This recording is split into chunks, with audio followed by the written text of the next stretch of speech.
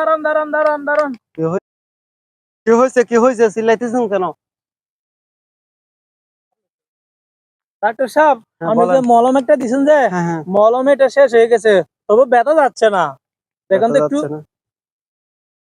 আরে মলম তো আসলে তো মলম তো শেষ হয়ে যাচ্ছে। আচ্ছা মলমটা লাগাইছো কিভাবে? কোথায়? ডাক্তার সাহেব, ব্যথা যেখানে আছে এখানে মলমটা লাগাইতে বলছিলাম না, ওইখানে লাগাইছি আমি মলম। মলম কিরে, মলম তো শেষ হয়ে গেছে, ব্যথা তো যাওয়ার কথা। কিরে তুমি লাগাইছো কোথায় মলমটা?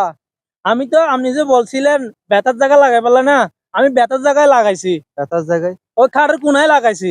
কাঁড়ের কোনা? আমি তো বলছিলাম তোমাকে তুমি যেখানে ব্যথা পাইছো ওইখানে লাগার জন্য। আপনি বলছেন যেখানে ব্যথা সেখানে লাগালাম, তো আমি তো পড়ার সময় তো খাটের কোনায় ব্যথা পাইছি, এই জন্য খাটের কোনায় লাগাইছি আমি। আরে ডাক্তারে বলে একটা, রুগী শুনে একটা। তোমার আমি বলছি তুমি ওই যে জায়গাতে ব্যথা পাইছো, তোমার যে হাতের মধ্যে তুমি ব্যথা পাইছো না, তুমি ওইখানে লাগাইবে। তুমি ঠিক আছে হাড়ের কোনায়, তুমি যে ব্যথা পাইছো হাড়ের কোনায় কি জন্য লাগাইবে? তুমি লাগাইবে তোমার হাতের মধ্যে, ঠিক আমি আছে? তো আর বাদ বাকি যেগুলো আছে এগুলো তোমার হাতের মধ্যে লাগাও, ইনশাআল্লাহ তোমার ব্যথা কি হয়ে যাবে, ভালো হয়ে যাবে।